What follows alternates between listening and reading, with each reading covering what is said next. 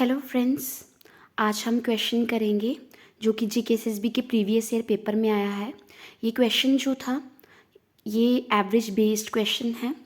ये क्वेश्चन बोलता है the average of 7 consecutive numbers is 20। The largest of these numbers is, मतलब 7 consecutive numbers की एवरेज हमें दी है जो कि कितनी है, 20 दी हुई है। हमें इन नंबर में से लार्जेस्ट नंबर के बारे में बताना है कि वो कौन सा नंबर है।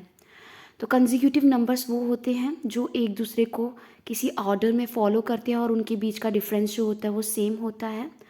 इसमें जैसे कंसेक्यूटिव इवन नंबर्स होते हैं जैसे 2, 4, 6, 8, वैसे ही कंसेक्यूटिव ऑड नंबर्स होते हैं 1, 3, 5, 7, डिफरेंस सेम है। वैसे ही यहाँ पे हमें दिया हुआ है कंसेक्यूटिव नंबर्स। तो कितने दिए हुए हैं, 7 कंसेक्यूटिव नंबर्स।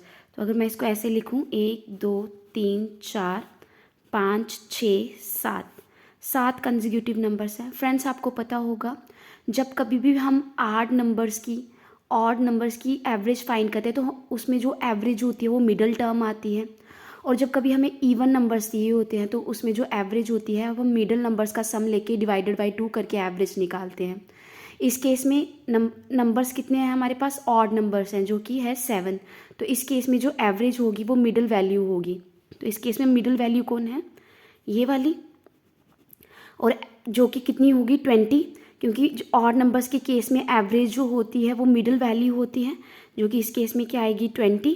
तो यहाँ से हम निकाल सकते हैं लार्जेस्ट नंबर। कैसे, क्योंकि 20 के आगे कौन सा नंबर आएगा, 21, 22, 23, और पीछे इसके क्या होगा 19, 18, 17।